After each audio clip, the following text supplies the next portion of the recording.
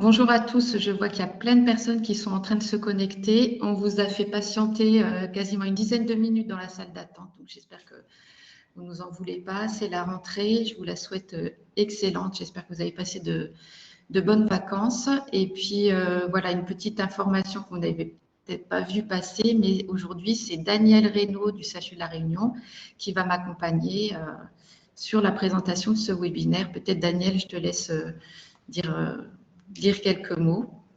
Bonjour à tous, donc je suis Daniel Reynaud, je suis cadre de santé, la coordinatrice paramédicale de la recherche en soins au CHU de La Réunion. Donc je suis très heureuse d'accompagner cet après-midi Sophie pour ce webinaire. Alors, sur des aspects un petit peu logistiques, si vous avez des questions, donc vous savez, comme vous êtes nombreux, 120, donc merci à vous. Vous ne pouvez pas activer vos micros, donc ça donne un petit côté qui est un peu moins convivial. Néanmoins, on va essayer quand même de maintenir l'interaction. Vous pouvez poser vos questions dans une petite icône question ou chat. Voilà, Daniel ou moi, on essaie d'être vigilante, de regarder au fur et à mesure s'il y a des questions pour les retransmettre et pouvoir faire des réponses communes. Donc, voilà pour les aspects logistiques. Donc, je vais commencer, c'est une présentation aujourd'hui puisque c'est la rentrée, donc c'est aussi la rentrée des appels à projets. Il y en a tout au long de l'année, Daniel vous le montrera après. Et on va vous montrer un peu les grandes étapes, puis déjà commencer par des définitions, c'est quoi un appel à projet, et puis surtout qu'est-ce qui est attendu. Donc j'espère que vous aurez quelques clés pour repartir avec de bonnes idées et des outils pour vous lancer dans cette aventure. Alors j'espère que vous voyez mon écran qui est partagé.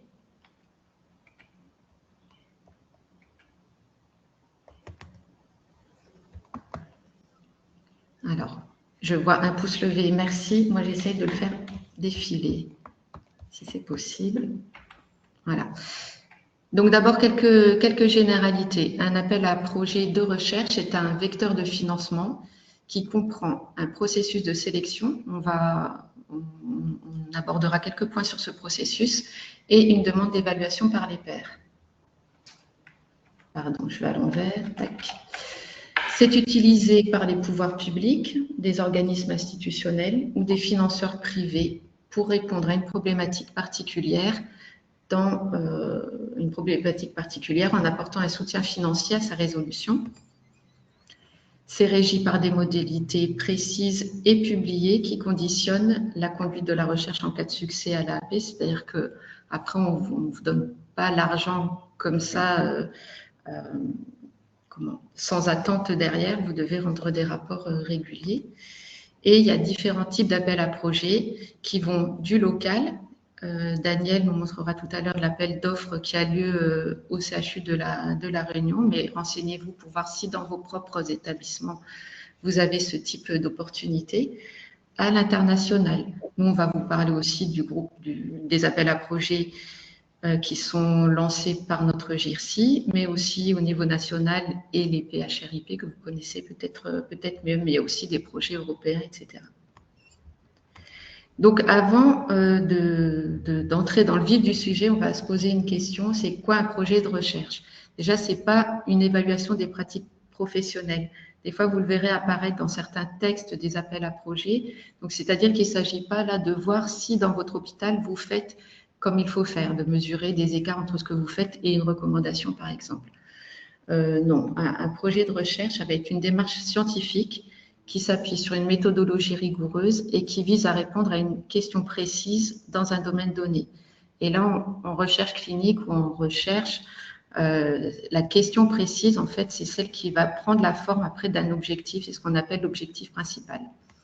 Et par exemple, dans le domaine des soins ou nous, dans ce qui nous concerne en recherche paramédicale, souvent on va avoir des objectifs qui vont être, par exemple, évaluer l'efficacité d'une intervention ou d'une pratique innovante dans notre champ de compétences, ou ça va être la compréhension de phénomènes. Là, on va être plus peut-être dans une approche qualitatif, savoir quel est le vécu des patients qui vivent avec une maladie chronique ou qui doivent être transplantés, etc. Ou alors, ça peut être aussi la validation d'outils de mesure. On avait déjà vu quelques webinaires, par exemple, avec le trouillomètre, voir comment on peut évaluer l'anxiété ou la peur des enfants qui vont subir un soin. Donc voilà, et ça, c'est quelques exemples, mais il y en a une multitude d'autres. Donc voilà, on a l'idée de ce que c'est qu'un appel à projet. Tout part d'abord d'une idée. Je vais vous montrer là d'abord ce qu'on appelle évaluation de la faisabilité, mais en gros, c'est quand une équipe a une idée de recherche, en général, elle va peut-être solliciter son cadre ou le référent paramédical s'il est identifié pour la recherche, pour lui présenter un peu son idée et son projet, même s'il est encore à l'état embryonnaire. Et puis, il va y avoir toute une phase de réflexion, de construction, qu'on appelle en recherche clinique l'évaluation de la faisabilité. C'est-à-dire qu'on va voir si votre question de recherche, elle est pertinente. À partir de là, on va calculer un nombre de sujets nécessaires. On va devoir évaluer un peu les moyens qu'il faut mettre en place pour dérouler ce projet et voir donc si c'est faisable. Donc là, vous voyez dans le cadre supérieur, mais je vais vous le décliner ensuite plus en détail. Le point rouge, là, c'est vous partez d'une idée de recherche. Ensuite, vous allez élaborer une problématique, définir un objectif principal et avec l'aide des méthodologistes, voir quel est le plan expérimental le plus approprié, définir votre population et un critère de jugement principal, puis le nombre de sujets nécessaires. On va y revenir sur une autre diapo. Donc, à partir de là, c'est là ce qu'on appelle plus précisément la faisabilité. Est-ce que vous avez dans votre centre ou dans votre service assez de sujets ou quelle est la file active de patients qui potentiellement pourraient être inclus dans votre étude? Si oui, vous avez assez sur un an, vous avez tant de patients et c'est OK, vous allez évaluer, faire une préévaluation des moyens nécessaires. Et là, vous allez contacter, si vous avez les ressources en interne, un gestionnaire qui va vous aider à monter le budget. Ou si vous êtes dans un CH ou autre, vous allez vous orienter vers une DRCI ou un autre établissement qui va pouvoir vous aider sur ce plan-là. Donc là, on est au point où on a écrit un rationnel, enfin on a écrit un mini projet de recherche, on a évalué les coûts, on va regarder est-ce qu'on a un appel à projet qui va nous permettre de financer cette étude. S'il y en a un qui tombe, voilà, on a APIRES, on a le PHRIP, on a d'autres choses, on va rédiger soit une lettre d'intention, soit un protocole complet. Et si ce n'est pas le cas, si on n'a pas d'appel à projet adapté, on va voir est-ce qu'on a d'autres appels à projet, on va faire une veille et où on va voir si on a une possibilité de cofinancement ou de financement par ailleurs de cet appel à projet. Ça, c'est dans le cas idéal où dans votre centre, vous avez assez de votre file active est correcte. Si ce n'est pas possible, et puis pour d'autres raisons aussi, c'est toujours bien et c'est appréciable de s'associer à d'autres centres. Donc là, on va voir si on a des centres supplémentaires avec qui on peut collaborer, dans lequel on pourrait mettre en œuvre le même type d'intervention ou même type d'études pour pouvoir augmenter en termes de puissance et réduire peut-être le temps, la durée d'inclusion. Donc si c'est le cas, voilà, on repasse à la même étape que précédemment, à savoir est-ce qu'on a un appel à projet auquel on puisse répondre. Et puis à côté de ça, on va aussi regarder, c'est bien d'avoir une belle idée, de monter un plan expérimental, mais il faut toujours s'interroger sur l'aspect éthique, c'est-à-dire mesurer la balance bénéfice-risque concernant la participation de ces patients dans ce projet de recherche, et puis vous faire aider aussi, savoir dans quel cadre on est avec ce type de projet de recherche et d'études. Donc là, je vous ai dit, on va regarder un tout petit peu plus précisément ce point de départ qui va être assez déterminant pour la suite. Donc, une idée de recherche, ça part d'où? Souvent, ça peut être quand on est dans le soin, comme on dit, réflexif ou quoi, ou ça fait longtemps qu'on est dans tel ou tel service, ou au contraire, on vient d'un service d'un autre établissement, puis on se retrouve dans un autre établissement où on voit des choses sont faites différemment, ou si vous constatez une hétérogénéité de pratique d'un endroit à l'autre, ou si vous voyez qu'avec une nouvelle technique, les patients réagissent différemment, etc. Voilà. Ça, c'est des idées qui émergent du terrain et qui peuvent être transformées ensuite avec une problématisation en question de recherche. Ensuite, ça peut être parce que vous êtes déjà vous-même chercheur ou que vous arrivez dans une équipe où il y a déjà des projets de recherche en cours. En général, voilà, un projet de recherche, quand il est conduit à son terme, il va amener à une réponse à la question donnée, ça c'est ce qu'on attend. Et puis, il va soulever à côté de ça d'autres questionnements. En fait, c'est toujours sans fin, c'est un processus un petit peu continu. Donc, l'idée de recherche, elle peut être aussi la continuité d'un précédent projet de recherche ou d'un projet de recherche pilote. Il peut être aussi, l'idée, elle peut naître si vous faites vous-même une formation. Vous allez faire un DU en soins palliatifs, en douleur ou quoi. Vous obtenez des nouvelles connaissances et puis vous dites peut-être que dans la population que j'ai, ça pourrait s'appliquer, mais il n'y a pas d'études qui sont encore dans la littérature, il y a encore peu de choses qui sont connues ou explorées. Donc voilà, toutes ces choses-là, ça peut être le début d'une grande aventure en recherche. Alors à partir de là, souvent on a des belles idées, mais en faisant un tout petit peu de littérature, on se rend compte qu'il y a déjà des réponses qui sont données par rapport à ce questionnement, et à ce moment-là, on est dans autre chose. On va dire, est-ce que c'est possible d'implémenter dans mon service ce qui est déjà connu ou ce qui a donné des bonnes preuves d'efficacité dans un autre domaine, ou comment je pourrais transposer, etc. Sinon, on va être l'idée de la problématique de recherche est de transformer un sujet général en une question précise, c'est-à-dire c'est une partie structurée et argumentée en forme d'entonnoir assez classique. On va partir d'une question d'ordre de santé publique ou d'épidémiologie ou d'importance du problème. C'est une question assez large, mais qui va toujours être étayée aussi par de la littérature. Donc, on présente cette première partie pour dire, eh ben moi, dans la pratique, qu'est-ce qui se passe actuellement? Comment on fait pour prendre en charge cet aspect particulier d'un problème? Voilà. Est-ce qu'il y a des recommandations? Et s'il n'y en a pas, comment on fait? Est-ce que c'est hétérogène? Comment ça se pratique? Et puis ensuite, à partir de ça, de ce premier exposé, on va amener petit à petit les lecteurs, le jury ou vous-même à vous dire, ah ben oui, il y a quelque chose qui manque à ce niveau-là. Est-ce qu'il y a des controverses sur ces aspects-là? Est-ce qu'il y a un manque de connaissances ou des lacunes? Donc en général, la fin du rationnel, elle finit là-dessus et là vous présentez votre idée innovante ou la question vraiment plus précise qui se pose. Donc voilà, ça peut se transposer à plusieurs types de questionnements, mais en général, voilà, vous pouvez retenir en termes mnémotechniques SCM pour avoir un peu l'idée de comment on va structurer un rationnel. Et ensuite, on aboutit, la fin du rationnel se finit pas. Soit une hypothèse, c'est pas obligatoire. Dans certains protocoles, on va vous demander de présenter clairement les hypothèses, mais c'est pas une obligation. Vous pouvez aller directement sur la formulation d'un objectif principal qui revêt une structure également particulière en recherche clinique et qui suit le format PICO. Là, on ne va pas faire un cours sur PICO, ce n'est pas l'objet. Probablement, vous êtes nombreux à savoir ce que c'est ou pas, mais on a fait d'autres webinaires sur ce sujet. On y reviendra peut-être dans à un autre moment. Donc, juste PICO, ça veut dire le P pour population. Vous définissez votre population. I pour intervention, si votre projet est interventionnel. Le C pour contrôle, s'il y a un groupe contrôle dans votre projet.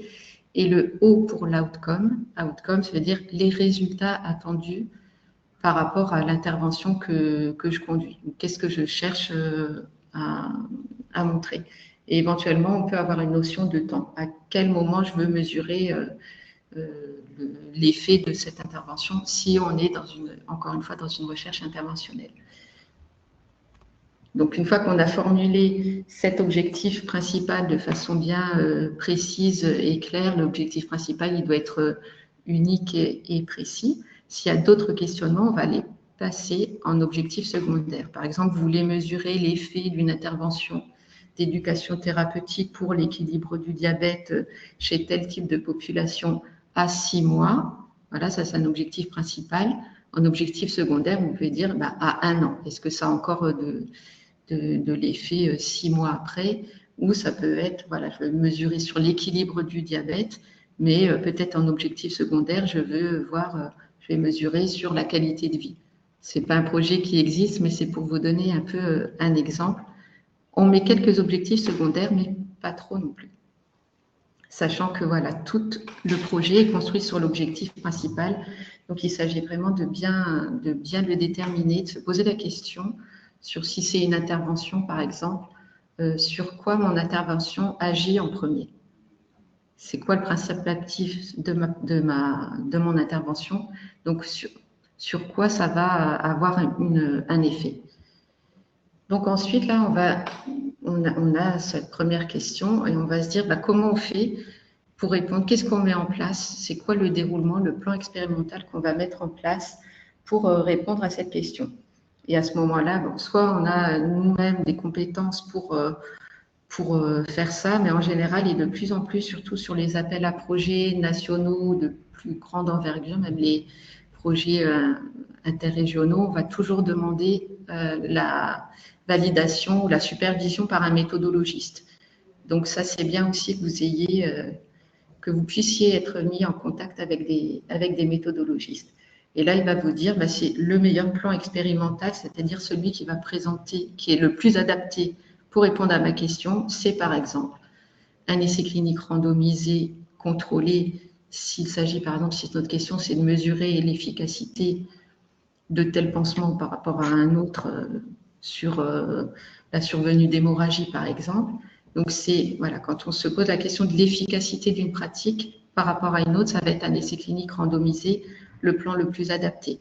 Après, vous avez vu sur d'autres webinaires, quand on n'a pas des populations très grandes ou quand on a une population un peu hétérogène, sur des principes de rééducation, on peut faire les SCED, je ne sais plus, Single Case Experimental Design, donc ça c'est une technique un petit peu particulière, on avait fait un webinaire aussi là-dessus, mais s'il s'agit de dire c'est quoi la prévalence d'infections liées à la pose de cathéters veineux centraux au niveau national, et là, ce qui est le plan expérimental, ça va être une étude transversale, descriptive. On va dire à un temps donné, voilà, on va mesurer, on va relever le nombre de cas d'infection liés à la pose de voie veineuse centrale. Donc voilà, la question va déterminer le plan expérimental. Après, effectivement, des fois, on n'est pas en capacité, pour des raisons de faisabilité, de mettre en place le meilleur plan expérimental possible, mais auquel cas il va falloir justifier et argumenter pour dire qu'on fait quelque chose, pas en mode dégradé, c'est pas ça, mais on va justifier quand même le fait de choisir tel ou tel plan expérimental. Une fois qu'on a ça, on va définir aussi notre population, c'est-à-dire la question, elle cible quel type de personnes. Si je m'intéresse aux personnes qui viennent de débuter un diabète de type 2, voilà, la population, c'est ça, c'est la population cible. Et je vais me dire, où est-ce que je vais recruter ces personnes-là? Est-ce que c'est nécessairement, si je choisis tout de suite l'hôpital, c'est peut-être pas le meilleur, la population source, c'est peut-être pas le meilleur lieu. Parce que peut-être elles vont plutôt être détectées à l'occasion plutôt chez le généraliste ou quelque chose comme ça. Si c'est ma question de recherche, elle concerne plus les décompensations de ce type de diabète, par exemple, peut-être oui, c'est dans un service en hospitalisation que je vais aller regarder ça. Si je veux tester une pratique vraiment particulière de l'éducation thérapeutique, par exemple, peut-être dans mes critères de non-inclusion, je ne vais pas inclure ceux qui ont déjà eu l'éducation thérapeutique. Donc, en fait, c'est vrai que définir les critères d'inclusion et non-inclusion, c'est quelque chose de très important et qui va déterminer ensuite la capacité à généraliser, en fait, vos résultats. N'oubliez jamais que ces critères vont vous permettre d'être plus, soit vraiment vous adressez essentiellement à l'échantillon que vous avez sélectionné. Des fois, si vous mettez plein de critères de non-inclusion, ça va être de plus en plus restrictif. Mais voilà, c'est juste rien, tout est possible. Simplement, il faut garder à l'esprit que voilà, ça détermine ensuite l'impact de vos résultats de recherche. Et puis, bon, ben voilà, des fois, on peut mettre le critère de jugement principal directement en lien avec l'objectif principal. C'est souvent dans sa tête ce qu'on fait. Mais selon les formats de lettre d'intention ou de protocole, ben, des fois, cette rubrique, elle arrive tout en dernier ou juste derrière l'objectif principal. Ça, c'est Daniel, elle nous montrera après des modèles. Et voilà, en général, toutes les parties sont quelque part et pas tout à fait toujours dans le même ordre. Le critère de jugement principal, il doit être clairement défini. Donc, c'est grâce à ça qu'on va mesurer l'objectif. Il doit être pertinent, direct, précis, validé, reproductible et, si possible, facile à recueillir. La notion de facile à recueillir, c'est intéressant pour ceux qui ont déjà fait des projets de recherche parce qu'on va voir après en termes de coûts et de faisabilité. En fait, c'est vrai que plus c'est facile à recueillir, mieux c'est pour toutes les personnes qui gravitent aussi autour de ce projet de recherche au niveau de l'investigation ou même après de l'analyse des données. Peut-être que je ne sais pas quelle est la population qui est derrière cet écran. De ce que vous avez idée de ce que ça peut être un critère de jugement. C'est par exemple si je veux évaluer l'efficacité de la réalité virtuelle sur la diminution de la douleur lors d'une ponction lombaire. Je m'adresse par exemple, si ce sont des enfants qui est la population, et ben je vais me dire, donc comment je mesure la douleur chez des enfants qui ont une ponction lombaire? Est-ce que le VA, c'est quelque chose qui est adapté pour cette population-là? Si elle a un âge entre 3 et, enfin, je sais plus, peut-être en dessous de 3 ans ou entre 3 et 5 ans, le VA, c'est peut-être pas le plus adapté. Donc, on va essayer de voir c'est quoi l'outil le plus adapté. Si ce sont des personnes non communicantes plus âgées chez qui on va évaluer la douleur, pareil, c'est pas le VA qu'il faut utiliser. Ça va être autre chose. Donc voilà, le critère de jugement, si c'est la qualité de vie générale, ça va être l'échelle qualité de vie SF36 qui est générale. Mais si vous adressez à une population qui souffre d'un certain type de cancer, ben, il y a peut-être des échelles de qualité de vie tout à fait adaptées et validées pour cette population. Donc ça aussi, des fois, ça demande beaucoup de temps pour savoir quel est le bon critère à adapter. S'assurer aussi, quand on dit valider, oui, il faut que les propriétés psychométriques, si c'est une échelle, soient validées, mais voir si elle est par exemple en France, si c'est une échelle qui a été validée en langue anglaise, s'assurer qu'il y a eu une validation transculturelle en langue française. Donc voilà, c'est tout un tas de questions aussi à se poser par rapport à ce critère. Donc, une fois qu'on a fait tout ça, vous voyez, c'est pas rien. J'ai mis rapidement le NSN, nombre de sujets nécessaires. Une fois qu'on a le critère de jugement, l'effet qu'on s'attend à avoir avec notre intervention innovante, un petit peu de données de littérature et avec l'aide des méthodologies, on va calculer ce fameux nombre de sujets nécessaires qui va ensuite nous orienter sur les coûts, la faisabilité de la mise en place de ce projet. Sophie, peut-être que je pourrais rajouter par rapport aux critères de jugement principal, dire que souvent c'est la littérature. Lorsqu'on va faire notre revue de littérature, c'est cette revue de littérature qui va nous donner en fait l'outil validé pour effectivement répondre à notre objectif principal.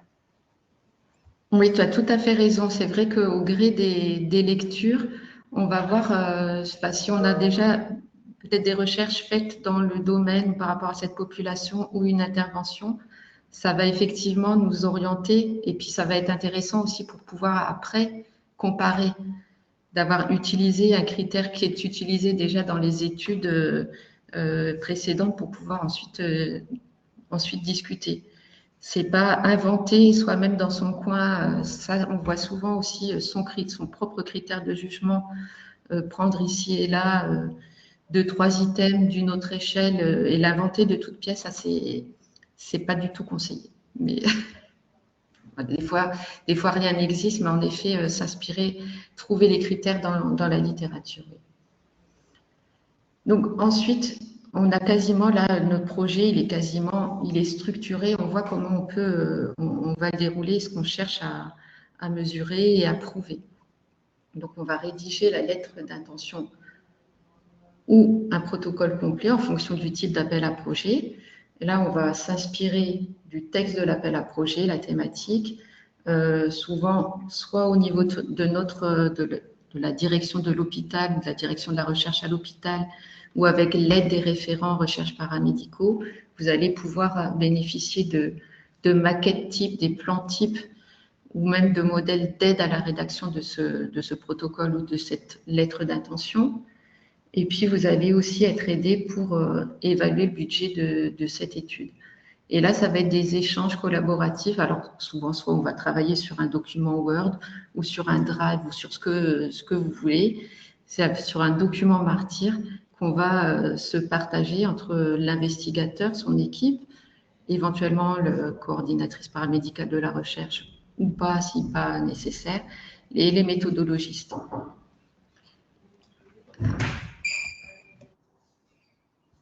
Excusez-moi, c'est juste, je suis pas toute seule dans le bureau, donc j'ai eu un petit passage. Donc, une fois qu'on a pu rédiger ce protocole, on finalise. On va regarder avec les gestionnaires pour finaliser un budget. Puis tout à l'heure, j'ai une petite diapo aussi pour vous dire. Bon, c'est sûr que des fois, on va juste dans la cellule d'accueil de la direction de la recherche et on dit voilà, j'ai tel projet et puis on vous donne un coût. Je vais vous montrer quand même pour avoir une idée un peu de ce que ça coûte et que vous ne soyez pas surpris. Après, vous pouvez dire un appel à projet de 25 000 €. C'est peut-être énorme, mais finalement, quand vous allez regarder tous les coûts associés à un projet de recherche, c'est pas tant que ça. Et puis aussi, comme on en discutait tout à l'heure avec Daniel, ce financement, il n'est pas pour financer comme ça les chercheurs directement. Ils vont c'est un financement qui est censé couvrir tous les surcoûts relatifs à la conduite du projet de recherche et pas récompenser quelqu'un. C'est pas la même chose qu'une bourse, par exemple. Ensuite, on finalise un dossier parce que c'est pas simplement le protocole ou la lettre d'intention qui doivent être déposés. Il faut aussi, des fois, il y a des CV qui vont être demandés. Il va y avoir une page de signature d'engagement de votre établissement. Il va y avoir des annexes, la grille budgétaire, un planning, etc. Donc là, on recense l'ensemble des éléments pour aller le soumettre. Donc ensuite, il y a un comité de sélection des appels à projets ou un jury qui, selon des modalités précises, va évaluer et classer et retenir votre projet. Donc, soit il est accepté à ce moment-là, c'est le début, déjà vous pouvez le célébrer, souffler un peu parce qu'après, d'autres choses vont se mettre en place. Soit il n'est pas retenu, ça c'est souvent le cas, il faut vraiment savoir que, même, et ça c'est des fois très décevant pour les équipes parce que c'est quand même chronophage, c'est beaucoup d'investissement d'écrire un projet. Vraiment, c'est pour certaines personnes quelque chose de complètement nouveau. Donc voilà, il y a beaucoup des fois de déception à la fin quand le projet n'est pas retenu.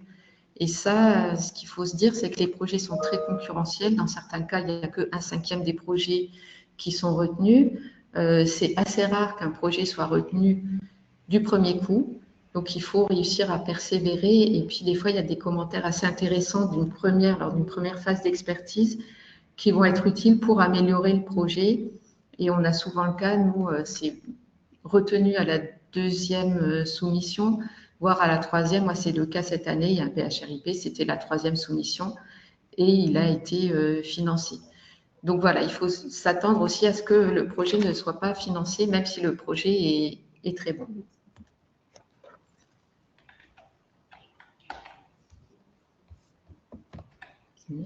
Donc, on l'a dit depuis tout à l'heure, je vous ai parlé quand même de budget. Donc, un appel à projet, c'est une opportunité pour financer des projets de recherche.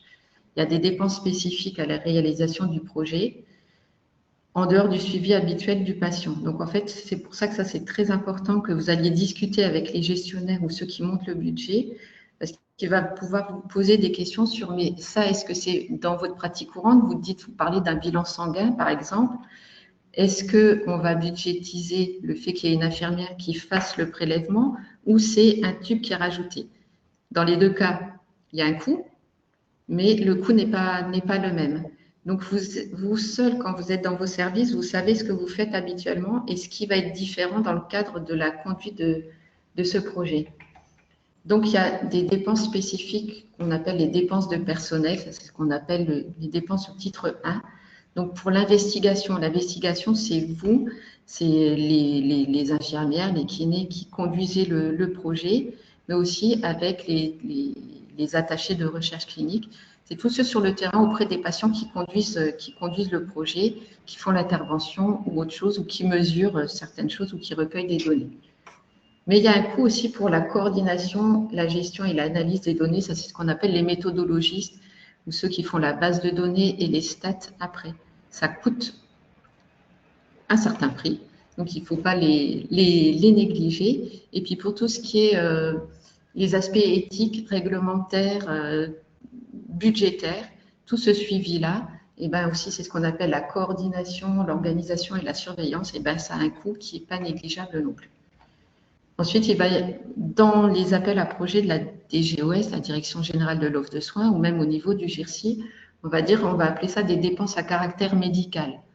Et c'est des dépenses à caractère paramédical. En fait, ça regroupe tout ce qui est actes qui sont associés à ce projet. Par exemple, faire une analyse biologique, vous pouvez, même si vous êtes infirmier, vos interventions ont des fois des impacts cliniques d'ordre biologique que vous pouvez mesurer à travers une analyse sanguine, par exemple, mais ou à travers aussi de l'imagerie ou d'autres choses. Donc ça, il faut le comptabiliser dans le cadre de la recherche. Et puis, des fois, vous êtes amené à acheter du petit matériel médical ou de l'équipement. Et ensuite, on a ce qu'on appelle, ce sont les dépenses du titre 3, les dépenses à caractère hôtelier et général. Ça va financer tout ce qui est peut-être reprographie, mais les frais de publication, les frais de mission, peut-être l'assurance. Si vous êtes dans une catégorie 2, une recherche impliquant la personne humaine avec un risque minime, mais quand même, l'établissement va devoir souscrire à une assurance qu'il faut comptabiliser dans le budget.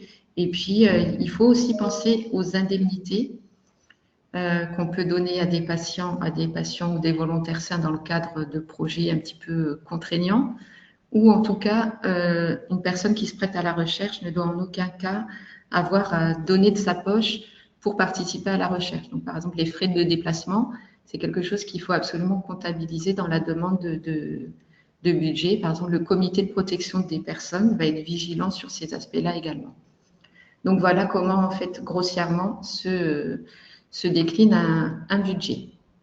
Je rajouterais peut-être dans le budget que parfois, si on fait participer des personnes, on a aussi la possibilité de leur donner des bons de 40 euros, 50 euros, 60 euros pour leur participation au projet. Donc, il ne faut pas non plus oublier de les comptabiliser dans notre grille de financement. Oui, tout à fait. D'ailleurs, voilà, après, c'est pareil, le CPP qui va regarder si c'est possible, enfin, qui va se prononcer, en fait, sur le caractère éligible de ces cartes cadeaux, comme on dit. Alors, parce que des fois, après, c'est peut-être plus simple pour un établissement, effectivement, de faire ça sous forme de bon d'achat ou des dommages, enfin, d'indemnité comme ça, mais c'est vrai que c'est une idée intéressante. Après, je crois qu'il y a des petites choses un petit peu particulières, par exemple, pour les adolescents, les enfants. Ça, pareil, c'est le comité de protection des personnes qui va se prononcer. En général, ils sont moins favorables à ce qu'on donne des indemnités aux enfants, mais ça va dépendre dans quel contexte. Donc, il y a toute une réglementation aussi par rapport à ça, mais c'est vrai qu'il ne faut pas du tout négliger cet aspect-là. Donc ensuite, je viens brièvement sur la modalité de sélection des projets. Le plus souvent, ça va se faire en deux phases, avec une présélection sur lettre d'intention. Et la lettre d'intention, en fait, c'est vraiment quand même déjà bien structuré. Déjà en tête, il faut déjà avoir quasiment le projet finalisé, puisqu'on doit avoir déterminé quand même quel sera le plan expérimental, le nombre de sujets nécessaires, l'objectif principal et son critère de jugement, avoir fait une première évaluation des coûts. Donc en gros, c'est peut-être plus simple à écrire parce que c'est plus court, mais ça a demandé quand même, ça a nécessité une grosse réflexion derrière. Et puis souvent, dans certains appels à projets, cette phase de présélection, elle va plutôt se prononcer sur l'éligibilité, parce que vraiment, il y a des fois des petites choses très, très précises. Ah oui, bah, nous, on finance que des études pilotes, mais ça, c'est pas vraiment une étude pilote, ou on accepte de financer les projets sur dispositifs médicaux, mais ça, c'est un dispositif médical de telle catégorie, donc on peut pas. Donc, il y a vraiment plutôt sur ces aspects-là, avec quand même des critères d'évaluation sur la qualité ou l'utilité de ce projet. Voilà, donc ça c'est une première phase de présélection. On a quelquefois un peu de déception parce que les commentaires, surtout au niveau de la direction générale de l'offre de soins pour les PHRIP, sont très laconiques. Il y a juste une petite phrase pour dire que c'est pas retenu. Donc là vraiment ça provoque pas mal de frustration. Et c'est vrai que voilà, on peut presque, pourtant malgré le temps passé à écrire une lettre d'intention, des fois on est un petit peu déçu d'être mis sur le carreau alors qu'on n'a pas pu tout dire. Mais c'est le jeu, c'est comme ça. Et puis donc si on est présélectionné, on va rédiger un protocole complet. Là en général c'est entre 15 et 20 pages et puis il y a des maquettes bien précises aussi qui sont données. On va tout expliquer. Et là, la sélection des projets complets, elle se fait sur la base d'expertise scientifique. Alors, soit des professionnels paramédicaux, hein, le plus souvent, on va être sollicité. On met encore pas mal de médecins parmi les experts scientifiques, mais c'est très bien, qui ont peut-être un autre regard aussi sur certains aspects. Et puis, une évaluation méthodologique. La plupart du temps, un rapporteur va être nommé pour 1, 2 ou 3 projets. Il fait la synthèse de ses expertises. Il se réunit en jury. Chacun des projets est présenté, argumenté, les points forts, les points négatifs. Il y a un vote final, un classement avec des notes. Et voilà. Et puis, on va retenir les projets les mieux classés.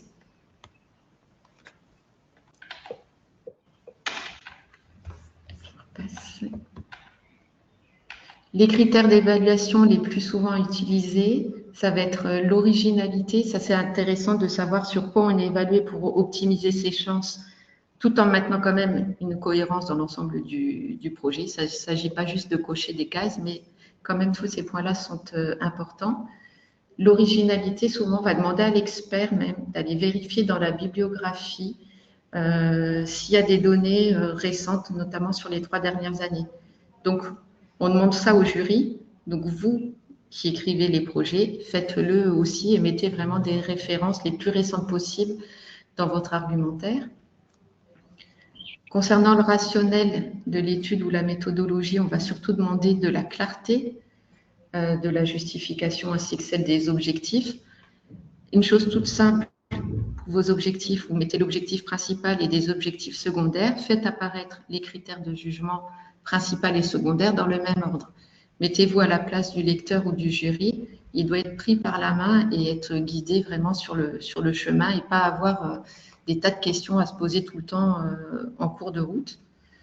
Et la méthodologie, bon ben là, c'est vraiment, on va regarder quel est le niveau de preuve si la mise en place de ce projet de recherche va apporter un très bon niveau de preuve. Donc ça, on va dire, essais cliniques randomisés, contrôlés, on va dire c'est le meilleur niveau de preuve, mais encore faut-il qu'il y ait une puissance suffisante et puis que la population ne soit pas trop restreinte. Il n'y a pas que ça dans la vie, mais voilà, si vous faites que du avant-après, il va falloir quand même justifier. Faisabilité, est-ce que l'équipe est prête à mener le projet? Est-ce qu'il y aura des moyens suffisants mis en place? Est-ce que si l'intervention demande une technique très particulière, est-ce que les personnels sont formés? Est-ce qu'il y a un plateau technique qui est là, disponible, etc. Ça paraît, c'est quelque chose qui est assez facile à regarder, donc pensez-y quand vous imaginez-vous comment vous allez le faire. Imaginez-vous déjà gagnant avec ce projet et comment vous allez faire pour donner quelques petits éléments pour le jury. Qualité rédactionnelle, donc ça faites attention, même ne serait-ce que la mise en page, alors pas partout, des fois sur Innovarc pour les PHRIP, c'est une plateforme électronique, donc il n'y a même pas de mise en page, mais quand c'est des documents Word ou quoi, soyez soignés sur ces aspects-là. C'est tout bête, mais des fois ça peut être agaçant.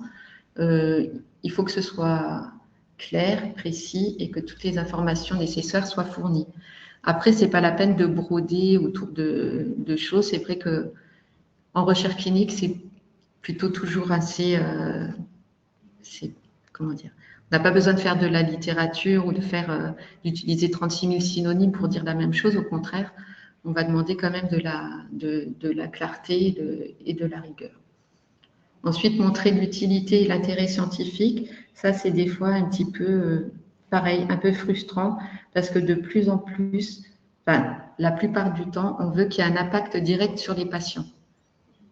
Et quand on est dans un volet plus exploratoire ou dans la recherche qualitative, l'utilité directe pour les patients, elle n'est pas immédiate en fait. Voilà, elle n'est pas directe. Donc il va falloir être un petit peu agile pour pouvoir montrer que ce qu'on essaie de comprendre d'un phénomène, ça va nous aider à mettre en place tel type de formation, tel type d'intervention pour améliorer l'adhésion, par exemple, ou des choses comme ça. Donc, il faut être un petit peu malin pour dire qu'il y aura quand même un impact, au moins à moyen terme, sur la prise en charge des patients. Donc, et les aspects éthiques, on en a parlé tout à l'heure, toujours veiller à la balance bénéfice-risque. De toute façon, vous devez vous poser la question, bien entendu. Et après, il y a un comité de protection des personnes qui aussi regarde de ces aspects-là. Voilà. Et là, je vais passer, donc je ne sais pas, peut-être si vous avez déjà quelques petites questions sur ces aspects. Je sais que ce n'est pas super sexy, mais il n'y a pas de questions pour l'instant. Ça va venir, je pense, après. Donc, moi, je vais poursuivre la présentation sur les appels à projets. Effectivement, nous, on est en recherche, on a un projet, on a une idée de recherche qu'on a développée, on a un projet qui est un peu plus ou moins ficelé avec notre équipe de recherche. Et donc, on veut le faire financer. Donc, on va aller chercher, on va répondre à des appels à projets. Donc, en France, il y a plusieurs niveaux pour aller chercher un financement. Donc, premièrement, on peut rechercher un financement sur le plan national. C'est la Direction générale de l'offre de soins qui nous propose plusieurs appels à projets pour un financement. Après, le deuxième niveau, c'est sur le plan régional. Nous, notre CHRCISO, le CHRCISO nous propose des appels à projets, spécifiquement destinés aux paramédicaux, mais aujourd'hui, on peut effectivement plus ou moins répondre à tous les appels à projets proposés par le CHRCISO. Et comme disait tout à l'heure Sophie, les CHU proposent aussi un appel d'offres interne. Donc, nous, à La Réunion, on appelle ça l'appel d'offres interne, qui nous permettent de financer nos projets de recherche. Sur le plan national, donc le plus communément qu'on connaisse pour les paramédicaux, c'est le PHRIP. Mais nous, en tant que professionnels paramédicaux, on peut aussi prétendre à répondre à des appels à projets de type le PRME, donc le projet de recherche médico-économique, ou alors le PREPS, c'est-à-dire le projet de recherche sur la performance du système de soins. Donc, on peut finalement avoir un financement. Ce que j'ai oublié aussi de vous dire, souvent, lorsqu'on cherche un financement, lorsqu'on va chercher l'appel à projet, ça dépend vraiment du budget qu'on a réalisé avec l'achat de projet. Si on a un projet à 140 000 € et qu'en appel d'offres interne, on a la possibilité d'avoir que 50 000 €, vous comprenez bien que ce n'est pas possible d'aller répondre à l'appel d'offres interne et donc il faut s'ouvrir, aller chercher un financement soit à la DGOS ou alors au GRCISO. Donc, je reviens sur le PHRIP. Donc, c'est un appel à projet qui est vraiment destiné aux paramédicaux. Il est nécessaire, bien sûr, de lire la note d'information pour cette année. Cette note d'information, elle a paru le 2 juillet 2025. Et dans cette note d'information se déroule, effectivement, on a toutes les instructions, toutes les attendus pour les experts du PHRIP. Cette année, ce qui est vraiment les thématiques qui sont mises en avant, c'est la recherche sur la santé mentale et la psychiatrie, les recherches concernant les différents types de prévention en santé, les recherches concernant la pédiatrie et la santé de l'enfant, et aussi la pédopsychiatrie donc, La santé des femmes est mise en avant aussi dans cet appel à projet. Et le dernier thème qui est prévalent dans cet appel à projet national, c'est l'accompagnement et les soins palliatifs ainsi que la fin de vie. Mais vraiment, c'est des thématiques qui sont notifiées dans la note d'instruction, mais si on travaille sur autre chose, n'hésitez pas à répondre à cet appel à projet. Donc, donc toutes les pathologies, toutes les thématiques sur le sujet, bah, on peut vraiment répondre. Notre champ, c'est vraiment toutes les pathologies, tous les projets qui sont portés par les auxiliaires, donc par les paramédicaux. Donc, concernant la lettre d'intention, pour le PHRIP, c'est vraiment deux temps. C'est-à-dire, il y a le temps où il faut déposer sur la plateforme Innovark la lettre d'intention. Donc, la deadline pour cette année, pour cet appel à projet 2025-2026, c'est le 9 décembre à 20 h. Donc, faire attention aussi sur les horaires. Les années d'avant, c'était 23h59. Mais là, pour cette année, c'est 20 h. Donc, ne pas non plus attendre le dernier moment pour déposer notre lettre d'intention au cas où s'il y a des problèmes informatiques, qu'on ne soit pas embêté, très déçu si on n'arrive pas après par la suite à déposer notre lettre d'intention. On n'a pas encore la date pour le dossier complet, pour le dépôt du dossier complet, mais si on s'en tient aux appels à projets antérieurs, ça va être plutôt vers avril-mai, où il faudra effectivement, si notre lettre d'intention elle est retenue, avoir écrit, rédigé l'ensemble du protocole complet pour le déposer sur la plateforme Innovark.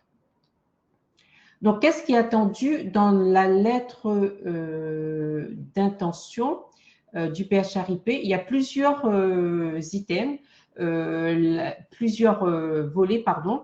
Donc, effectivement, ce qui est important aussi, c'est qu'on nous demande au tout début de la lettre d'intention d'écrire le résumé, un abstract et en français et en anglais, puis après de dérouler notre projet.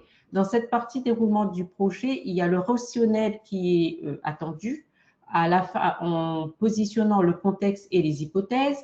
On doit mettre en avant l'originalité et le caractère innovant de notre projet et aussi cocher les cases concernant l'objet de la recherche. Pour le PHRIP, ce qui est important aussi à retenir, c'est qu'on est limité en termes de mots. C'est-à-dire qu'effectivement, il faut, au départ, on a écrit un rationnel qui comporte 2 pages, et il faudra avoir cet esprit de synthèse pour effectivement restituer le plus important dans notre rationnel pour que les membres du jury puissent comprendre l'originalité, où est-ce qu'on va et pourquoi il est important de financer notre projet de recherche.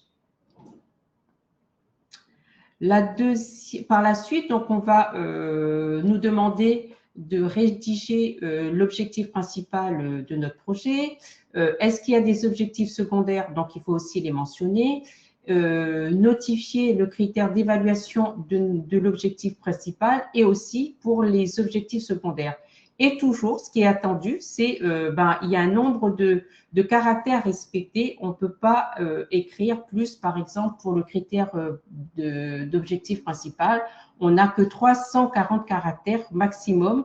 Donc, il faudrait vraiment restituer notre critère avec ce nombre de caractères. Par la suite, on va parler de notre population d'études, les critères d'inclusion et les critères de non-inclusion.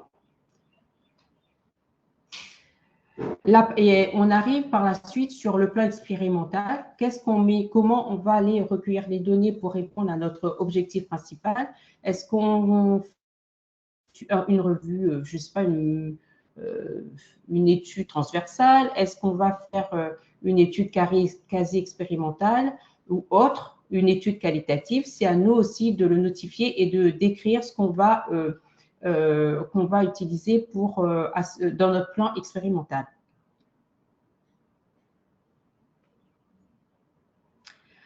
Si on fait un essai randomisé contrôlé, donc si notre objectif est en termes d'efficacité, on doit aussi décrire le groupe comparateur, le groupe expérimental, le groupe contrôle. On va aussi nous demander, est-ce qu'il y a est-ce qu'un réseau de recherche participe à notre projet de recherche? Donc, il faudra aussi le notifier. Est-ce qu'il y a des partenaires industriels qui participent à notre projet? Si tel est le cas, effectivement, il faut le notifier et aussi mettre en avant le montant de cofinancement, par exemple, par rapport à ce projet-là. Et ce qui est aussi important de notifier, démontrer qu'effectivement, que notre projet, il est faisable. Donc là, on va mettre en avant le nombre de personnes qui participent, effectivement. Est-ce qu'on a le nombre de patients? Si on fait une étude multicentrique, si dans notre centre, l'idée vient par exemple, du CHU de La Réunion, mais on n'a pas assez de participants à l'étude, donc on va chercher une collaboration avec les CHU du GRCISO, par exemple, et donc mettre en avant effectivement cette faisabilité, le nombre de participants possible pour notre projet de recherche. Après,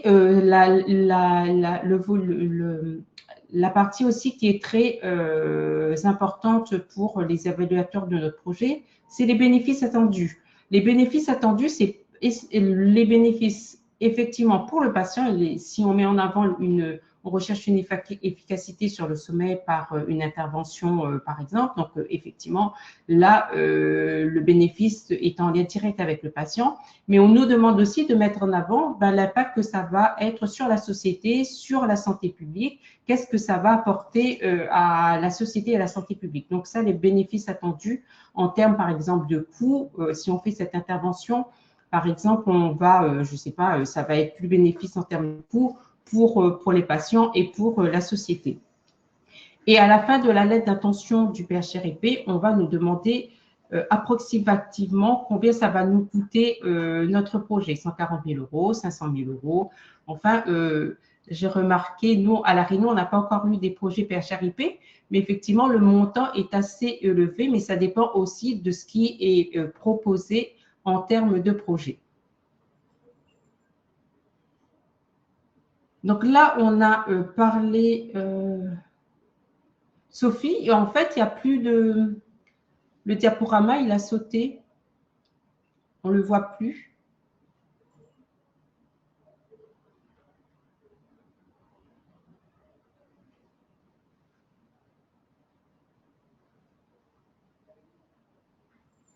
Vous me voyez, vous m'entendez?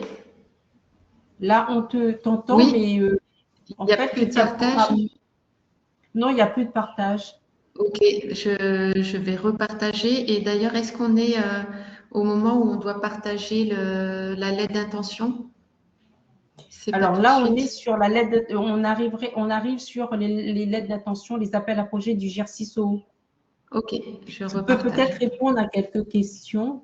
Oui, peut-être en attendant que je repartage, parce que je vois que ça mouline là de mon côté, le partage. Ouais. En fait, il y a quelqu'un qui demande, Lauriane, s'il est possible de cofinancer un projet de recherche en répondant à plusieurs appels à projets. Alors, souvent, c'est écrit dans le texte de l'appel à projet, il va être noté clairement si les cofinancements sont acceptés ou pas. C'est toujours un petit peu problématique, enfin, c'est pas ça, mais ça nous embête un tout petit peu parce que des fois, ils disent OK, on va cocher qu'il y a un cofinancement qui est demandé dans un appel à projet, mais ensuite, au niveau du protocole complet, on va devoir apporter la preuve que le cofinancement est acquis. Alors, ça va dépendre des calendriers. Si vous avez la chance d'avoir un premier appel à projet déjà financé, là, vous aurez la notification qu'une première partie du financement est acquise pour pouvoir demander autre chose. Donc, ça va dépendre un peu, il faut vraiment lire attentivement les textes des caractéristiques de chacun des appels à projets. La plupart du temps, les cofinancements sont acceptés, mais on va vous demander soit une attestation que vous apportiez la preuve que le cofinancement est acquis. Donc, c'est pas du tout impossible, mais c'est un petit peu plus compliqué, c'est tout. J'avais vu quelque chose sur une question plutôt d'ordre général. La présentation est-elle disponible? Oui, elle sera disponible Sur le replay, vous avez le replay en vidéo plus le diaporama, donc ça, il n'y a pas de problème. Sur les études quali, avec par exemple, quels seraient les critères de jugement pour une étude quali? C'est vrai que c'est toujours un peu compliqué, les projets de recherche tels qu'ils sont proposés au niveau du PHRIP, par exemple, c'est plus recherche clinique, donc on essaye un peu de tordre le projet. Et par exemple, si vous dites objectif principal, connaître l'expérience vécue des personnes qui ont subi une hystérectomie, par exemple, voilà, ça c'est l'objectif principal. Et vous voulez faire des entretiens qualitatifs auprès des personnes qui viennent de subir cette intervention. Et ben, le critère de jugement, ça va être analyse des entretiens qualitatifs de façon thématique ou quelque chose comme ça. Ou si vous avez dans votre grille d'entretien déjà ciblé vraiment une thématique bien précise, peut-être reprendre ça. Daniel, peut-être que toi, tu as fait des projets de recherche plutôt orientés quali, mais c'est vrai qu'on essaie de s'arranger avec le protocole qui n'est pas tout à fait adapté pour le quali, même si on fait des efforts au niveau du GIRSI, au niveau du protocole complet. C'est vrai. Et je peux peut-être ajouter aussi que cette année ou l'année dernière au GRCISO, on avait accepté beaucoup de… C'était surtout par rapport aux thématiques. Il était possible effectivement de proposer des études quali entièrement. Souvent, ça fait l'objet d'une question de notre peut-être étude quanti, mais de plus en plus, les études quali sont financées. Là, j'ai vu une question. En fait ça n'arrive toujours pas, le diaporama. Non, parce qu'il mouline, moi, de mon côté. Je ne sais pas si toi, peut-être. On peut répondre peut-être. Je peux répondre à Madame Villa. Oui, à Madame Villa qui demande si l'objectif principal peut être pluriel. Donc, en fait, on dit toujours qu'il y a un seul objectif principal par rapport à votre à votre exemple. Soit vous développez, améliorer les pratiques, telle ou telle pratique. Et par contre, en objectif secondaire, vous pouvez faire un objectif, mettre l'accent sur les connaissances.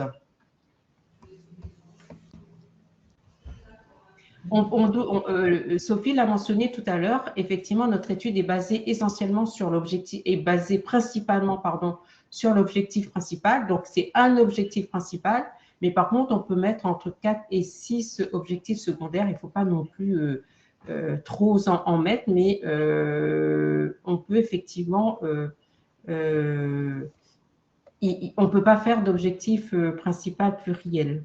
Peut-être que je peux essayer de repartager de mon côté, Sophie. Je veux bien parce que moi, de mon côté, ça continue à mouliner. J'ai toujours la présentation sur un de mes écrans, mais effectivement, j'arrive plus à avoir accès au module partage. Donc peut-être, tu le vois, toi tu l'as, Daniel. Alors, la partie, ensuite, non.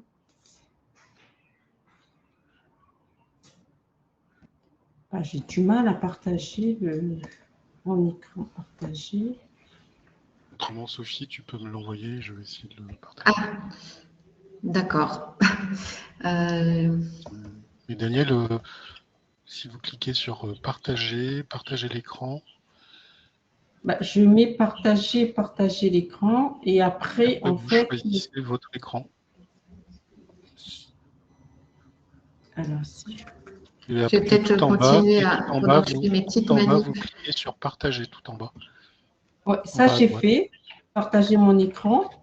Il y a quelque chose qui est ouvert. Et là, je vois écrit choisir des informations à partager avec l'appareil GoTo. Je te l'ai envoyé, Olivier. Et je vais continuer peut-être à répondre à Léa. Quelles sont les principales raisons pour lesquelles les projets sont retoqués? Donc, moi, je ne peux pas vous faire un listing sur les raisons pour lesquelles c'est retoqué. Des fois, c'est des raisons, comment dire, des fois, le projet est très bon. Mais par exemple, pour le GIRSI, pour PHRIP, non. Enfin, admettons, non, pour le GIRSI, on a une certaine enveloppe budgétaire qui est délimitée. je dis n'importe quoi, je dis 300 000 euros en tout. Donc, pour des projets qui vont valoir 35 ou 50 000 euros, en tout, on va pouvoir financer que 8 projets. Et admettons, on a le projet classé à la 9e ou la 10e position. Des fois, ça se joue à un dixième, un centième de quart de point. Donc là, on va pouvoir dire, en fait, il n'y a pas une raison tout à fait explicite ou valable pour dire votre projet il n'était pas bon, donc on le retoque. C'est juste que c'est un peu pas de chance, vous étiez très nombreux à avoir des très bons projets et ils sont retoqués. Après, ça peut être vraiment soit le plan expérimental d'un point de vue méthodologique, on a une note qui est souvent pondérée de façon plus importante. C'est-à-dire que la note du méthodo, elle va être multipliée, elle va avoir un coef 3 par exemple, et la note des experts scientifiques, un coef 1. Ça arrive, il y a des pondérations selon d'où vient l'expertise. Et si le plan n'est pas adapté, s'il y a une grosse erreur sur la méthodo, et ben oui, ça peut vraiment mettre votre projet de côté, en tout cas pour l'édition en question. Après, il y a des fois, si le temps, on va vous dire le calendrier de l'appel à projet, il faut que votre étude pour les petits financements, elle doit être de 2 ans en tout, c'est-à-dire inclusion des patients et conduite de l'étude comprise. Eh bien, si on voit que ce n'est pas réaliste, vous avez dans votre file active 10 ou 20 patients par an et vous dites que vous allez en recruter 40 en 2 ans, eh bien, ce n'est pas très réaliste parce que tous les patients ne vont pas accepter parce qu'il va y avoir des soucis ou quoi. Donc, ça peut être des petites choses sur la faisabilité. Mais qu'il y ait une raison en particulier, pas trop. Après, il faut que ce soit vraiment quand même étayé scientifiquement. Un conseil qu'on va avoir peut-être aussi à la fin, c'est faites-vous relire. Faites-vous relire par des gens extérieurs ou par des gens déjà dans le domaine pour voir si ça a du sens. Mais voilà, il n'y a pas une raison en particulier, mais j'ai donné peut-être quelques pistes.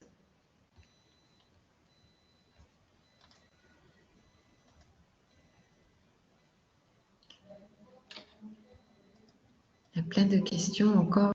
Est-ce que quelqu'un arrive à partager? Ah, ça y est, je vois qu'on arrive à partager. C'est le tout début, là. Mais toi, tu peux faire passer les diapos? Moi, je ne peux plus rien faire du tout. Moi non plus. Ok, vous voyez l'écran, mais je crois que... Oui. Attendez, je n'ai pas partagé le bon écran.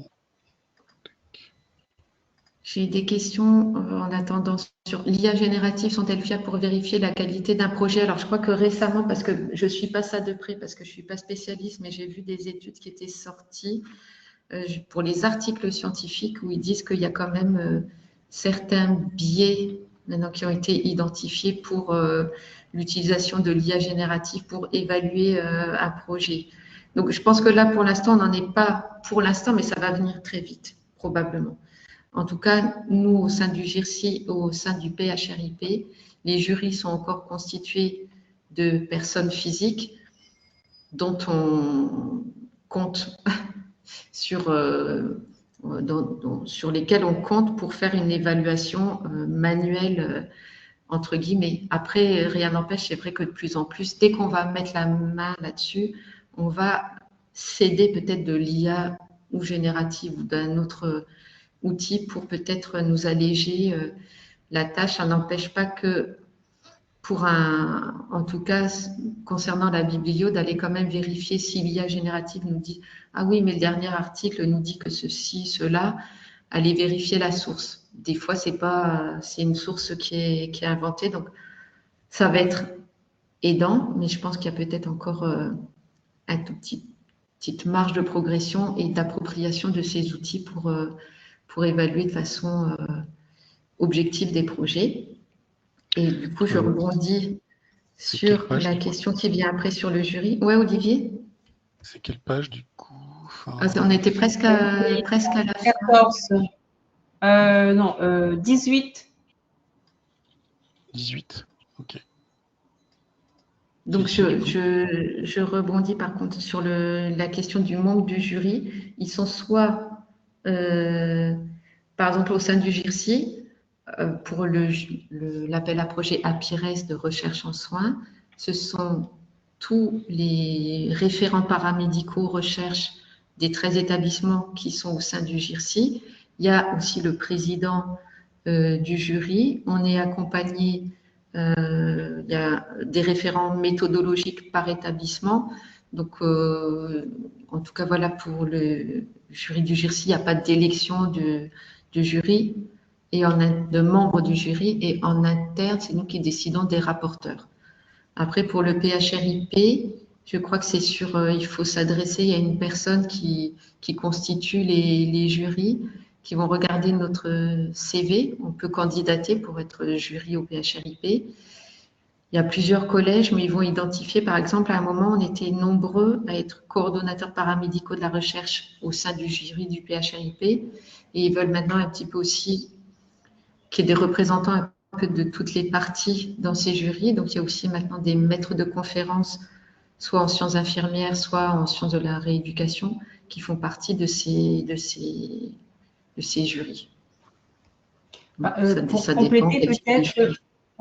Pour compléter peut-être pour le CHU de La Réunion, lorsqu'on a l'appel d'offres interne, parce que Emma Payette, je crois qu'elle est de La Réunion, et en fait, c'est les membres du conseil scientifique qui participent au conseil scientifique pour élire, pour évaluer les lettres d'intention, les projets, et qui décideront ensemble. Donc, ces membres-là décideront ensemble du nombre de projets financés. Voilà, c'est vraiment on est 13 ou 14 membres du conseil scientifique à faire cette évaluation-là. Voilà. Donc, je peux continuer? Oui. C'est toi qui as la main parce que moi, je n'arrive pas à défiler. Tu as la main, Sophie? Alors, c'est moi qui ai la main, mais je ne sais pas si on est au bon endroit du coup. Oui, là, c'est bien. Parfait. Ok, donc j'avance. Non, c'est bon, je voulais continuer là. Je n'ai pas encore abordé cette diapo-là. Donc, en fait, pour dire, donc là, on était sur le plan national, on a beaucoup parlé du PHRIP, mais sur le plan territorial, donc au niveau de notre GIRSI, le GIRSI SOHO, il y a plusieurs appels à projets pour lesquels on peut effectivement candidater, postuler, déposer des lettres d'intention, voire les projets les protocoles de recherche par la suite. Donc, tous les paramédicaux peuvent proposer un projet, par exemple, pour le PHRCI, pour l'APITEM, lorsqu'il y a des thématiques bien particulières. Pour le RESPIRE, c'est un appel à projet de recherche en soins primaires interrégionales, donc qui fait vraiment le lien entre la ville et l'hôpital. Donc, le diapo suivante.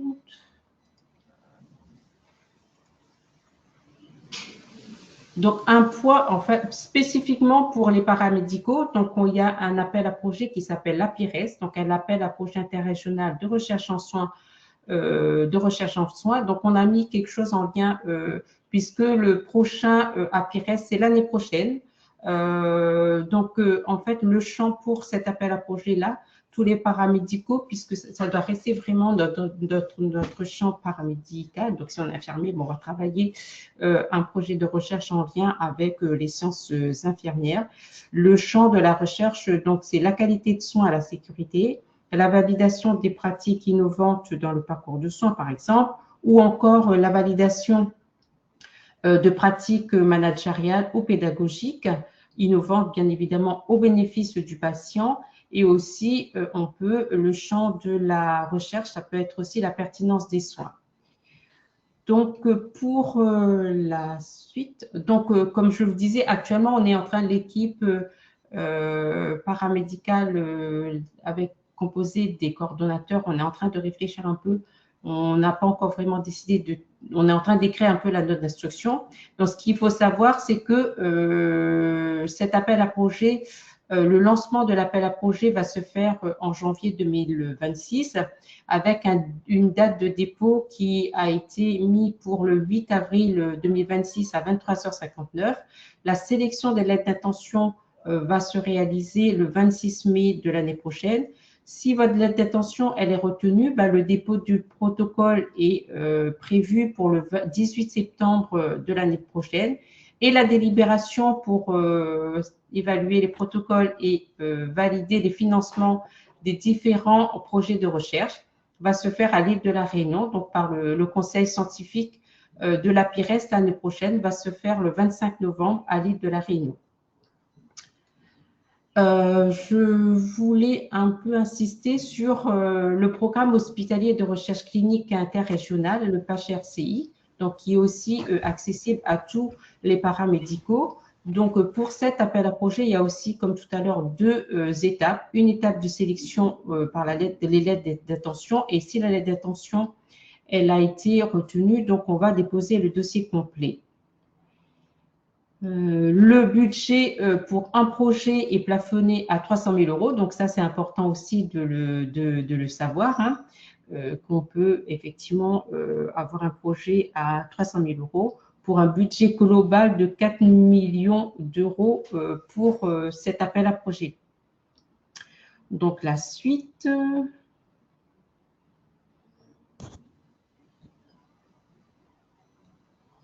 Je te propose peut-être, Daniel, parce que je vois que le temps file, c'est peut-être de ne pas présenter la maquette LI. On pourra, comme elle est accessible, on pourra la laisser dans le replay en document associé, puisque finalement, ça reprend quand même les mêmes rubriques que celle du PHRIP. Qu'est-ce que tu en penses? Peut-être, on ne va pas parler non plus de l'AOI. Tu peux dire... Ce qui est intéressant, c'est cette modalité sur dire qu'il y a plusieurs modalités des fois de sélection. Ouais. Il y a des choses qui se recoupent et des choses un peu... ouais. En fait, à l'île de la Réunion, depuis cette année, auparavant, effectivement, on avait dans nos appels à projets, il y avait deux temps. Donc, dépôt de lettre d'intention, évaluation de la lettre d'intention. Et si effectivement la lettre d'intention, elle est retenue, on passait au dépôt de protocole. Mais depuis cette année, on a changé par rapport au financement. Effectivement, le financement se fait en une seule phase, c'est-à-dire qu'on demande que les professionnels de santé écrivent une lettre d'intention qui est bien, c'est la même, vraiment la structuration de la lettre d'intention, c'est avec les mêmes rubriques de ce qu'on pourrait déposer au PHRIP ou au PHRCI. La lettre d'intention, elle est évaluée en deux temps. Le premier temps, c'est chaque membre du conseil scientifique qui va personnellement évaluer au regard d'une grille cette lettre d'intention. Après, il y a l'investigateur qui va présenter à l'oral son projet de recherche. On va un peu voir si effectivement la faisabilité, elle y est vraiment. On va aussi voir si la motivation de l'investigateur est aussi présente, parce que parfois, les financements sont donnés aux porteurs de projets et puis le projet ne se met pas en place au détriment parfois de projets qui sont aussi pertinents. Donc, une présentation orale est demandée aux porteurs de projets, donc, et à terme, donc, au regard de l'évaluation des lettres d'intention écrites et de cette présentation orale, le conseil scientifique décide communément qui va quels sont les projets qui vont être budgétisés cette année-là. Donc, en fait, à l'île de la Réunion, on a un budget global de 350 000 euros avec un tiers qui est destiné essentiellement aux paramédicaux. Donc, cette année, en fait, ça s'est déjà passé. C'était le dépôt, c'était entre mai et juin. Donc, on avait déposé 2 lettres d'intention cette année pour les paramédicaux. Donc, les 2 lettres d'intention ont été financées. Et pour la première fois cette année, l'appel d'offres a été ouvert aux psychologues et il y a un projet d'un psychologue qui a été aussi budgétisé. Donc, pour la suite, c'est terminé. Là, j'ai déjà parlé de ça, donc c'est parfait. Donc, je laisse la parole à Sophie pour finir sur les conseils pour optimiser la soumission d'une lettre d'intention et un projet de recherche. Donc, c'est la diapo suivante.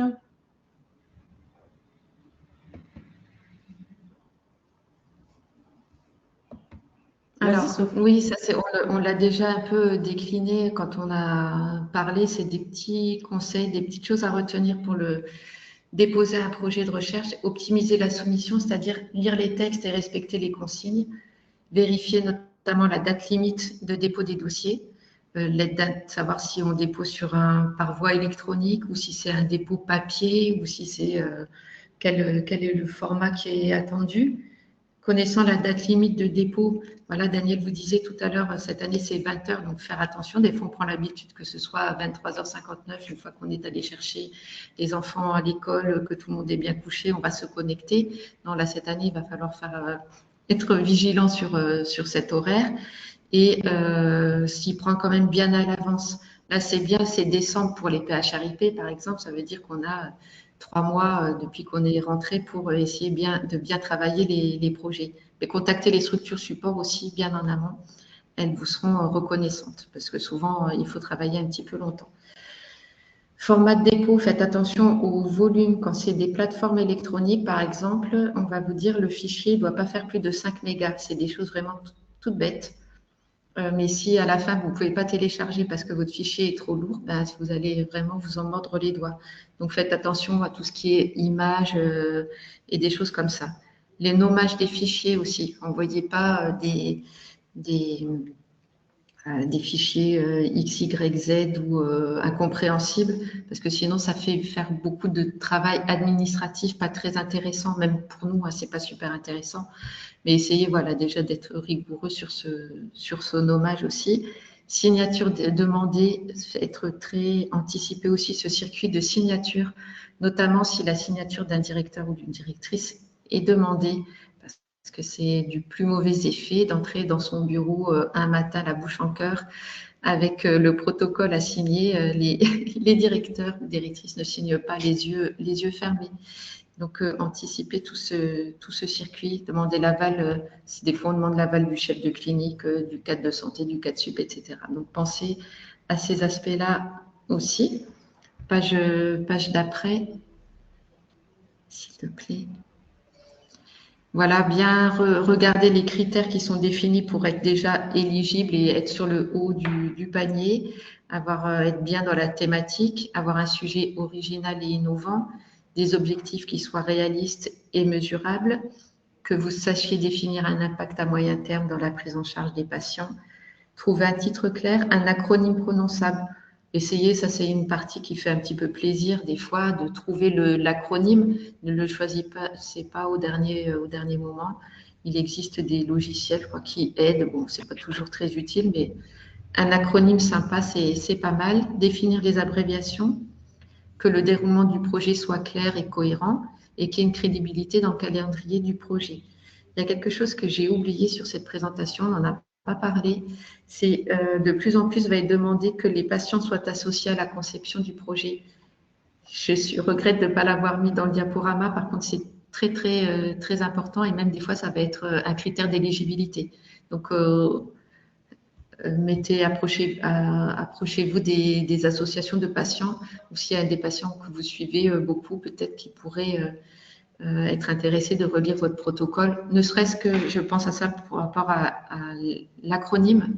Par exemple, si vous traitez de personnes pour réduire l'obésité, eh ben, un acronyme qui s'appelle obèse quelque chose, eh ben, c'est pas recevable. Donc peut-être que là, un participant qui aurait participé à votre projet, vous aurez alerté sur certains termes à utiliser ou pas.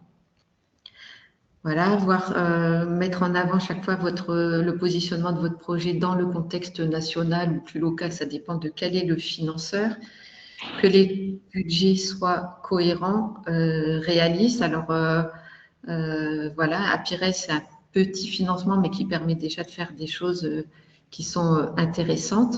Mais ne faites pas entrer, j'avais une question sur est-ce qu'on peut répondre à un PHRIP et un Apires.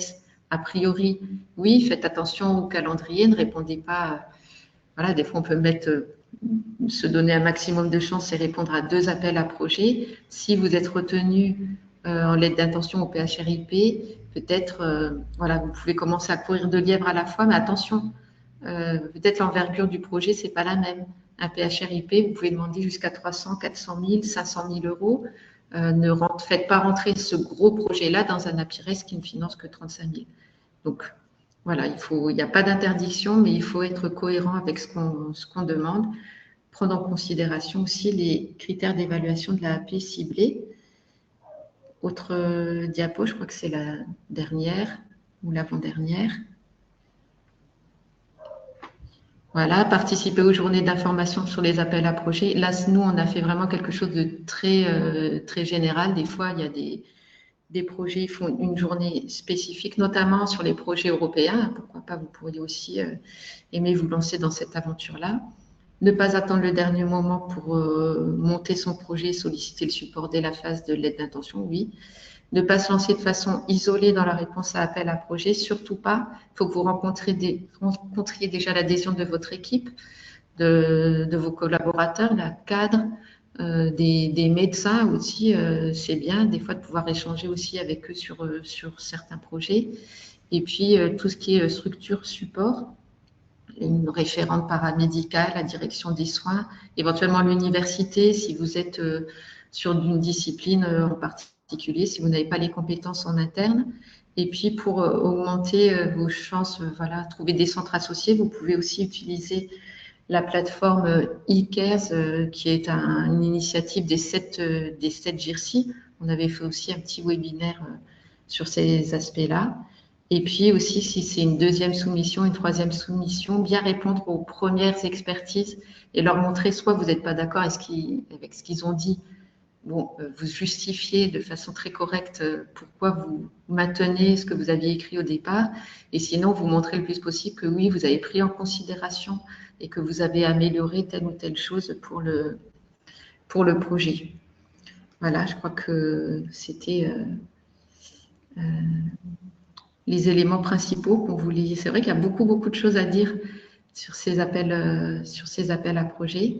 Je vous souhaite beaucoup de succès si vous vous lancez dans cette aventure. Je ne sais pas, Daniel, si tu vois, je crois qu'il y avait d'autres questions, si tu veux conclure aussi. Alors,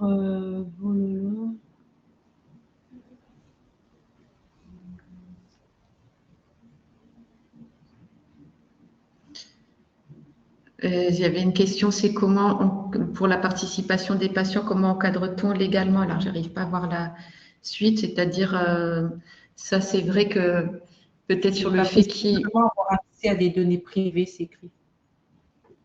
Au tout départ, quand ça peut-être il faut voir ces établissements dépendants, mais en tout cas là il ne s'agit pas pour lui de participer, qu'on collecte des données personnelles, à part il va donner ses coordonnées effectivement s'il est associé au projet dans le cadre de la réponse à appel à projet, mais il se prête pas directement à la recherche, il est plutôt lui-même considéré comme un associé du projet. Donc peut-être là c'est pas des réponses tout à fait exactes que je vous livre, donc je n'irai pas beaucoup plus loin sur ce volet-là, mais il y a des ressources aussi sur les patients, ce qu'on appelle patients partenaires ou participation des patients au projet de recherche, et peut-être ce sera l'objet aussi d'un prochain webinaire ou d'un autre objet. Durée max 2 ans. Oui, mais ça dépend des appels à projets. Il y a les petits projets à Pires, c'est 2 ans depuis l'inclusion du premier patient jusqu'au dernier patient inclus. Donc, on peut imaginer, oui, du longitudinal, mais sur 1 an, avec 1 an d'inclusion et 1 an de suivi prévu dans le projet. Après, sur des PHRIP, on peut être sur 2 ans de suivi, mais après, on va être plus, il faudrait chercher à ce moment-là, si on a vraiment des suivis sur le long terme, plus des projets qui vont financer des cohortes. Et là, c'est encore un autre sujet, c'est pas si évident de trouver ça, des projets pour financer des cohortes avec des suivis sur 10 ans, par exemple. Les financeurs, en général, ils vont s'engager sur quelque chose qui va produire des résultats à 3 ans, disons, à 2 ans, à 3 ans, pour pas, voilà, déjà que c'est long à mettre en place, que souvent, ça prend plus de temps. Donc, voilà. Peut-être on peut commencer par un petit objectif, un premier à 2 ans, à 1 an, et puis demander des cofinancements. À ce moment-là, c'est là où c'est important pour aller poursuivre le suivi de ces patients-là. Je pense que là, on arrive au terme. Voilà, il est 16h02. Déjà, on a commencé un tout petit peu en retard. Daniel, peut-être tu peux nous donner la prochaine date? Ah oui, la prochaine date du webinaire, c'est Ouais, c'est prévu pour le mois de novembre et donc on va détailler une méthodologie de recherche. C'est une méthode mixte à partir d'un projet de recherche dont je suis l'investigatrice principale et donc qui est en train de se mettre en place. Voilà. Merci pour votre écoute. Merci d'avoir été présent cet après-midi avec nous. Merci Sophie. C'est un exercice. Ben, merci à tous, bon courage à tous. Bon lundi, c'est presque le début du week-end, comme je dis à mon copain. Mais non, mais on va tous être motivés et à très bientôt. Et puis pour ceux qui seront peut-être au colloque de Toulouse, on se verra peut-être en vrai. Bonne fin de journée à tous, au revoir. Merci, à la semaine prochaine Sophie.